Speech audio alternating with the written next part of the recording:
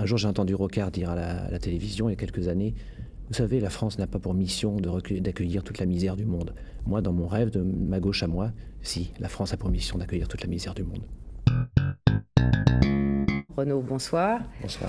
Pour vous présenter, il y a quelques mois, j'aurais insisté sur votre métier de chanteur. Chanteur en colère ou chanteur rêveur, sur vos 8 millions de disques vendus, sur la foule qui se presse à vos spectacles au Zénith comme au Casino de Paris, sur le verlan que vous avez remis à la mode, la tontonmania avec laquelle vous avez flirté, le tiers-mondisme où vous avez plongé. Mais aujourd'hui, l'on découvre l'autre Renaud, Étienne Lantier, immortel personnage de Zola que vous incarnez dans le très beau film épopée de Claude Berry, Germinal.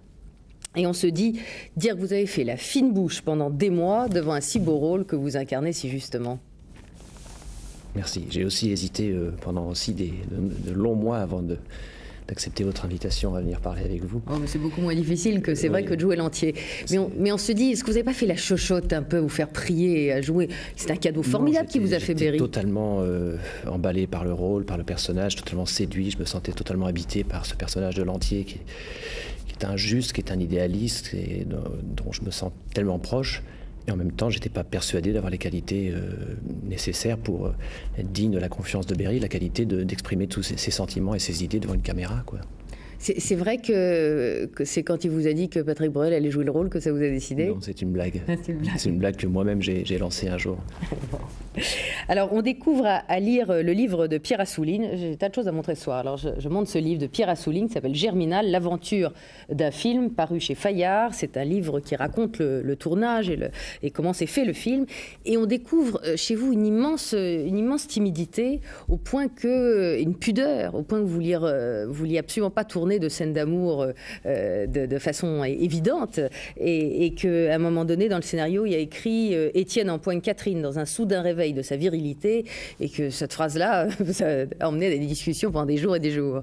Oui, j'ai commencé par m'inquiéter de la taille du réveil, en l'occurrence. Et comme ces scènes d'amour, dont finalement une seule a été tournée d'une manière ô combien prude, j'avais donc pas vraiment de raison de m'inquiéter, étaient décrites dans le scénario d'une manière trop vague. J'avais peur que, au moment du tournage, Berry se laisse aller à une envie d'érotisme qui me semblait d'abord un petit peu hors de propos par rapport au film, et puis surtout ce que j'aurais jamais pu assumer, quoi. Ma pudeur, mon éducation protestante, oui, peut-être. Oui, justement, je me disais, est-ce que cette timidité, c'est pas parce qu'on vous a pris, vous êtes un provocateur, mais vous êtes aussi un grand timide, et c'est pas ce qui reste d'une éducation protestante, ça, justement? Peut-être, oui. Oui. En tout cas, vous avez de beaux yeux. Voilà. D'accord.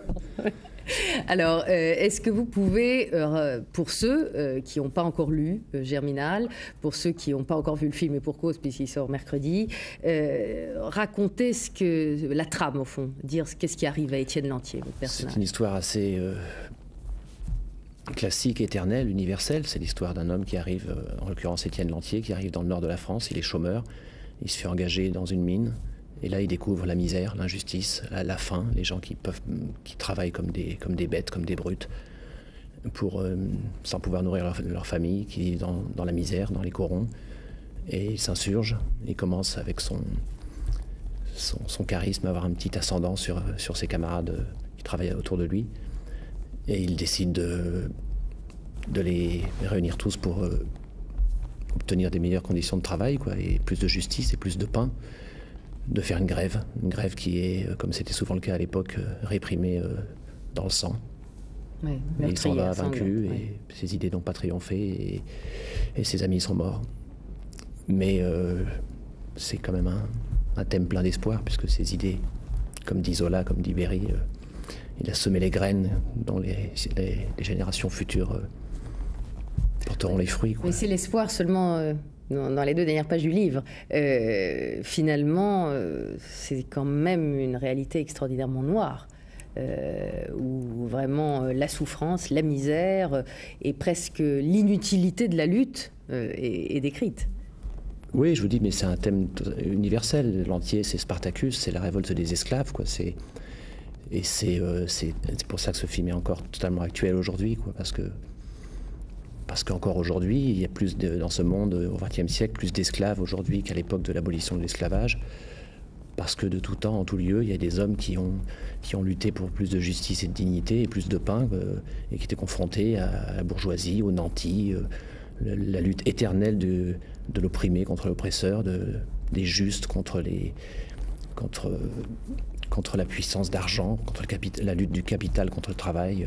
On va venir d'ailleurs tout à l'heure à l'actualité de Zola, Germinal. Je voudrais juste montrer ce très beau livre de Benoît Barbier, qui est un livre de photos, qui est un livre magnifique sur des photos du tournage. Très belles photos, là je crois qu'on les voit, voilà, Depardieu et vous, Maheu et Lantier, voilà. Alors, précisément, ce personnage de Lantier, il pousse à la grève, c'est vrai avec toute sa conviction et toute sa foi, mais il s'en va, laissant le naufrage derrière lui. C'est un idéaliste, c'est un naïf ou c'est un irresponsable ? C'est un idéaliste, un utopiste, un homme qui croit à la fraternité, qui croit à la mobilisation pour faire triompher ses idées. Ses idées d'ailleurs sont partagées par les autres, mais ils ont plus de difficultés à les exprimer. Lui, ils ne savent ni lire ni écrire. Lui a une petite instruction, lui milite, lui lit le Capital de Marx. Alors il exprime ses idées, les autres les suivent. Mais c'est les autres qui me... Dans ce contexte-là, elle ne triomphe pas, mais je vous dis, elle porte en elle un espoir. Alors, il y a beaucoup de personnages dans le film, comme il y en a dans le livre. On ne va pas les citer tous. Depardieu, formidable, Miou admirable, Judith Henry, Jean-Roger Milot, inquiétant, Annie Dupéret, qui est une bourgeoise presque caricaturale, mais très, très, très bourgeoise dans l'idée que se faisait Zola, en effet, de ce qu'était la bourgeoisie en 1865. Ça se passe en 1865. Et puis, il y a Laurent Terzieff, inquiétant, qui joue le personnage de Souvarine, qui est un anarchiste russe et qui préfère, lui, la violence aveugle, la destruction totale, plutôt que la lutte syndicale.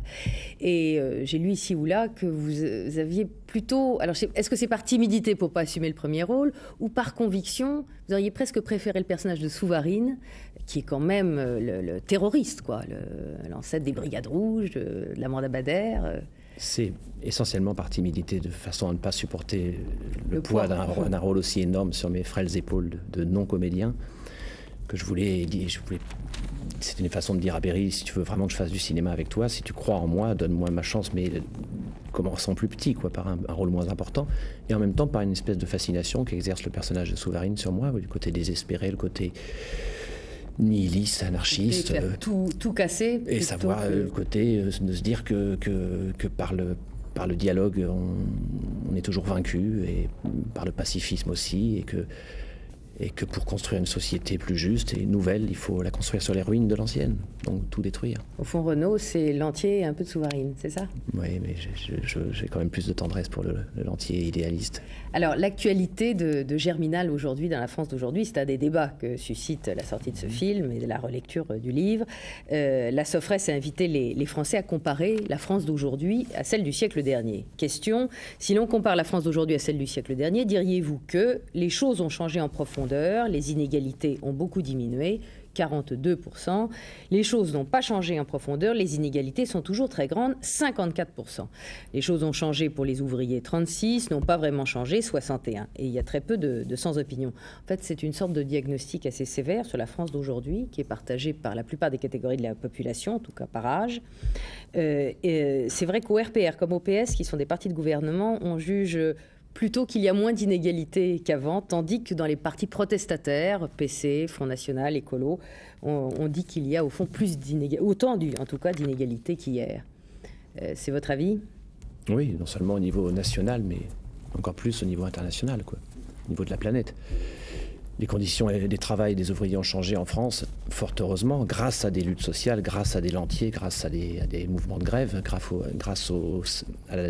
on voit dans le film la naissance du syndicalisme révolutionnaire, à travers les caisses de résistance. Mais les conditions se sont améliorées, Dieu merci, mais aujourd'hui la situation est totalement différente. La classe ouvrière a diminué en nombre, le syndicalisme a tendance à perdre totalement de son efficacité. Mais malgré tout, le problème sous le Second Empire, c'était l'exploitation. Aujourd'hui, c'est l'exclusion. Et c'est des problèmes encore plus graves, quoi. Alain Genestar consacre son éditorial dans le Journal du Dimanche justement à Germinal.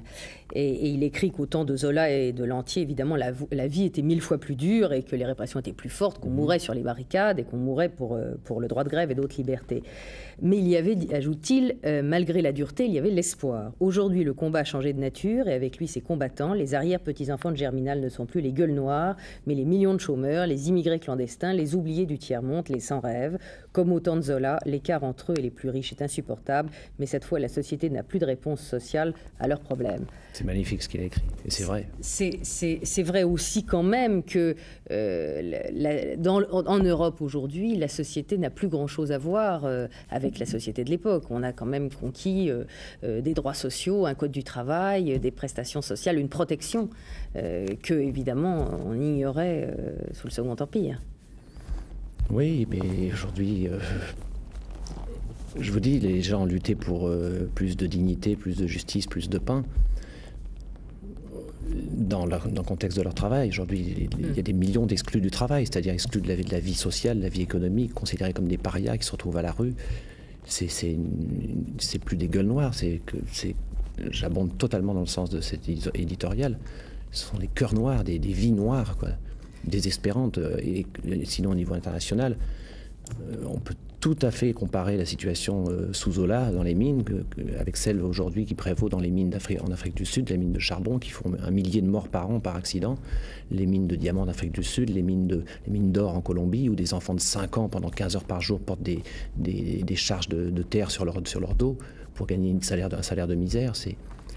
Le monde, à ce niveau-là, n'a pas vraiment changé. Il faut dire qu'il y a des discours aussi qui sonnent curieusement aujourd'hui, et ça, c'est mot pour mot dans le livre de Zola, et celui-là aussi, je veux le montrer, c'est la réédition en livre de poche de Zola. Alors là, on peut inciter vraiment tout le monde, tous les jeunes, à le lire. C'est un texte magnifique, et dont des phrases, d'ailleurs, entières sont reprises dans le film, qui est très fidèle. Quand Hennebeau, le directeur des mines, reçoit la délégation des ouvriers et explique, voyez-vous, il y a la crise, la concurrence, les usines qui ferment, la compétitivité, ça rappelle des choses, hein, oui, dans le discours d'aujourd'hui. Oui, ça signifie simplement que cette triste réalité que les patrons ont toujours tenu le même discours, quoi. Est-ce que quand vous dites tout ça, ça veut dire qu'au fond, vous avez une conscience européenne et que vous vous sentez européen? Si je vous demande ça, c'est que vous n'avez pas été très très chaud pour Maastricht, puisque je crois que dans l'isoloir, désespoir de cause, vous avez fait voter votre fille, lui disant à toi de choisir, et elle a voté oui. Hein. Mais vous n'étiez pas très motivé sur Maastricht, et pourtant tout ce que vous dites, c'est bien de dire il faut qu'il y ait une Europe qui se défende face à un empire américain ou un empire asiatique qui pourrait détruire ou notre économie, notre culture. Oui, je suis pas, c'est pas des arguments protectionnistes. Je me sens européen, mais je me sens avant tout mondialiste. Je me sens... alors l'identité européenne, je la ressens vaguement. Disons que j'ai conscience de vivre dans une espèce d'oasis un peu privilégiée. Et puis, ce qui me tentait dans Maastricht, c'est l'idée de balayer ses frontières et de construire une Europe des peuples, une Europe fraternelle, une Europe où les hommes, les idées, les cultures, les marchandises pourront circuler librement. Pas une Europe de l'exclusion, pas une Europe de barrières douanières, de contrôle, de fichage, l'Europe des banquiers, l'Europe des technocrates et des lobbies autoroutiers, l'Europe du béton qui veut ravager cette belle terre, quoi.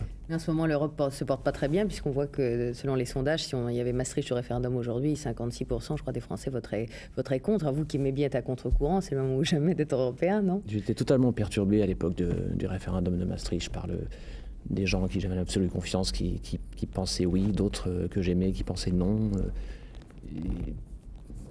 Il n'y avait pas assez d'alternatives, quoi. Oui et non, il me fallait autre chose, et c'était pas l'abstention. Donc j'ai donné ma voix à ma fille en disant après tout c'est l'Europe dans laquelle tu vivras, dans laquelle tu lutteras.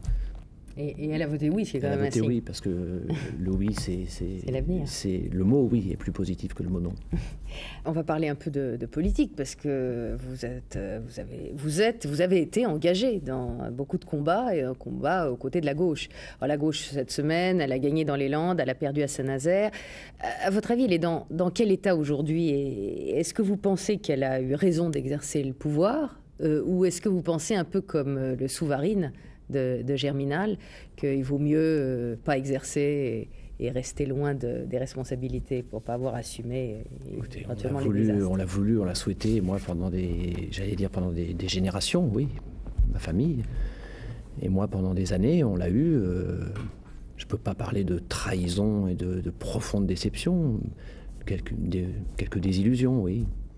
Mais vous êtes toujours de la famille ? Je suis toujours de la famille, mais la gauche, quelle gauche ? La gauche au pouvoir, la gauche des ministères, la gauche caviar, la gauche dans la rue, c'est celle-là qui me plaît, c'est la gauche dans la rue, c'est la gauche pleine de rêves et d'utopies. Un jour, j'ai entendu Rocard dire à la télévision, il y a quelques années, vous savez, la France n'a pas pour mission d'accueillir toute la misère du monde. Moi, dans mon rêve, de ma gauche à moi, si, la France a pour mission d'accueillir toute la misère du monde. Et de faire en sorte qu'il n'y ait plus de misère dans le monde, et en France. Et la gauche de tonton ? Si je dis tonton, c'est que vous avez été un des premiers tontons maniaques, c'est comme ça qu'on les a appelés, en 86-87. Pour un tonton maniaque, admettez que j'étais particulièrement... Oui, alors justement, vous avez... virulent parfois, j'ai jeté des cailloux jusque dans les jardins de l'Élysée. Alors vous avez justement, pour un tonton maniaque, 89, vous étiez déçu au moment du bicentenaire par la réunion du G7 à Paris. J'étais révolté même. 91, la guerre du Golfe, vous n'étiez pas d'accord. On parlait tout à l'heure de Maastricht, ça, pour le moins, ça vous a pas emballé. Alors néanmoins, vous... Dans Globe, là, cette semaine, une grande interview de vous. Vous dites quoi ? Je l'aime, toujours. C'est des rapports affectifs. C'est pas seulement des rapports. Il y a l'homme, il y a sa dimension historique, sa dimension humaine, et puis il y a sa politique. J'ai effectivement toujours été séduit par ce petit bonhomme, par son intelligence, sa culture, son charisme, son humour. Oui, comme j'ai pu le dire à maintes reprises. Ce qui ne m'a pas empêché, ce qui m'a pas amené à rester au garde à vous devant lui quand j'étais absolument en opposition fondamentale avec sa politique, en l'occurrence 2 fois essentielle, au moment du bicentenaire, quand il a réuni à Paris le G7, les maîtres du monde à Paris, au moment où on devait se fêter et honorer les sans-culottes, et la Révolution. Et nous étions quelques-uns à penser à ce moment-là que les enfants du tiers-monde étaient des victimes de ces maîtres du monde, mais que c'était aujourd'hui eux qu'il fallait défendre. Mais est-ce que vous vivez pas... Et puis au moment de la guerre du Golfe, oui. Est-ce que vous vivez pas toujours dans une Ami, impression oui, valet, non. Pas au garde à vous devant tonton. Une impression de complot permanent que les riches du monde qui se réunissent, c'est pas forcément pour opprimer le tiers-monde, c'est aussi pour voir comment harmoniser leurs économies, pour que déjà leur population vive mieux. Ils auraient pu choisir un autre lieu, un autre moment. Symboliquement, c'était épouvantable. Alors, dans une de vos chansons, qui s'appelle Tonton d'ailleurs, vous parlez de lui, puis vous dites il rêvait que la gauche revenait. C'est dur, ça. Il a quand même assez de lucidité pour réaliser que entre la gauche dont on rêvait, dont il rêvait aussi sûrement lui, et la dure réalité de gérer une économie capitaliste avec des idées de gauche, il y a quand même un décalage fondamental, et que si on s'en tient simplement au texte du programme commun avant l'arrivée de la gauche au pouvoir et la réalité telle qu'elle est devenue par la suite, il y a quand même une sacrée différence. Là, on parlait de tonton mania. En ce moment, en France, il y a une sorte de doudou mania, si j'ose dire. C'est-à-dire qu'Édouard Balladur est en tête, archi en tête de tous les sondages. Vous êtes atteint, vous ? J'ai pas l'impression. Pas précisément. Je suis pas franchement sensible au charme suranné des notaires. Ma fille, quand elle le voit à la télévision, elle dit « Oh, il a l'air gentil, lui ». J'ai l'impression que... Il a l'air gentil. Oui, il a l'air gentil. J'ai l'impression que les Français jugent Balladur avec les yeux d'un enfant de 13 ans, quoi. Il a l'air gentil, il a l'air. Sa politique l'est beaucoup moins, quoi. C'est parce qu'il ne parle pas verlan. C'est vrai que la droite aujourd'hui a eu l'intelligence de revenir au pouvoir moins arrogante qu'elle ne fut et moins criminelle qu'elle ne le fut pendant la cohabitation. Elle est surtout revenue au pouvoir parce que les Français l'ont voulu. Quoi qu'il y a toujours des mômes assassinés dans les commissariats, mais bon, il y en a eu aussi sous la gauche. Mais sous la cohabitation, il y en a quelques-uns qui sont de tristes mémoires. Vous disiez, pardon ? Oui, je dis, elle est surtout revenue. Vous dites, elle est revenue au pouvoir. Elle est surtout revenue parce que les Français ont voté pour elle et l'ont voulu. Oui, mais il paraît que les peuples ont les gouvernements qu'ils méritent. Enfin, Génestard dit aussi dans son article là, que autrefois, il n'y a plus aujourd'hui d'expression collective de la colère. Les gens sont plus individualistes, les gens sont perdus, les gens sont anesthésiés, les gens sont résignés peut-être. Je crois que Balladur est en train de gérer la désespérance. C'est triste. Vous votez toujours ? Toujours. Vous estimez que le bulletin de vote, c'est indispensable d'en faire état dans une démocratie? Oui, j'estime que de s'abstenir, c'est donner sa voix au vainqueur. Le plan de la lutte contre la drogue, vous êtes concerné, vous avez écrit une chanson qui s'appelle La Blanche, si je me souviens bien, sur les jeunes et sur la drogue. Le gros problème, c'est la contamination et le sida. Qu'est-ce que vous dites aujourd'hui? Vous parliez de votre fille tout à l'heure, qui a 13 ans, qui va donc au lycée. Quel discours vous tenez aujourd'hui aux jeunes? Le discours... je ne veux pas tomber dans un discours moralisateur, c'est pas mon propos, c'est pas mon truc en plus. Quel discours voulez-vous que je tienne différent de celui d'un père de famille qui voit son enfant qui est arrivé aux portes de l'adolescence, petite fille qui est jusqu'à aujourd'hui protégée, qui a vécu dans ce monde privilégié de l'enfance qu'on voudrait prolonger parce que fragile et ô combien magique, qui arrive aux portes de l'adolescence dans un monde frappé par la drogue, le sida et un discours de protection, un discours je sais pas trop, je sais. D'espoir aussi.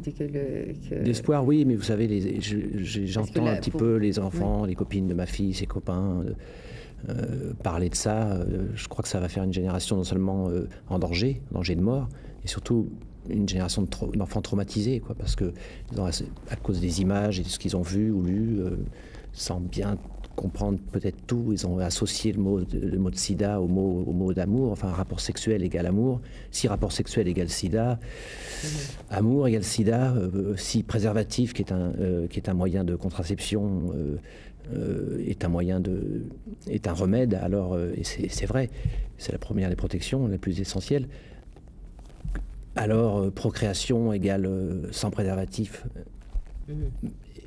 Égale danger de mort aussi, enfance, naissance égale mort, c'est ça qui est terrifiant. Quand on parle de drogue, on parle de population à risque, on parle du quartier à risque aussi, on parle souvent des banlieues. Vous les avez chantés, vous les avez aimés. Je dis vous les avez, est-ce que vous y allez toujours? Est-ce que vous les comprenez toujours, les banlieues? Je les ai connus, je les ai fréquentés, je les ai aimés, c'est un bien grand mot. J'ai aimé les gens qui vivaient là-bas, je les ai connus, j'ai chanté leur petite joie, leur petite misère quotidienne. Ça passait à l'époque pour du folklore. Aujourd'hui, les banlieues sont devenues de tels ghettos que je ne vous cache pas que je suis partiellement déconnecté des banlieues. Elles me font peur, oui, en tant qu'être humain, en tant qu'individu, je suis beaucoup plus terrorisé. Mais un mur de Berlin est tombé, un autre est en train de s'ériger. C'est le mur entre les classes dominantes et les dominées, entre les pauvres et les riches, entre les villes et les banlieues, entre le nord et le sud. Et je pense que quand les banlieues se réveilleront, ça sera, je veux dire, le mai 68 ne partira pas de Nanterre. Je pense qu'il partira plus de Mantes-la-Jolie ou des Minguettes. Parce qu'on fait vivre des gens comme des loups. Et on sait la drogue. En Amérique centrale, la finance internationale sur des claviers d'ordinateur à la bourse de Tokyo, de New York, décide de faire chuter le cours du cacao.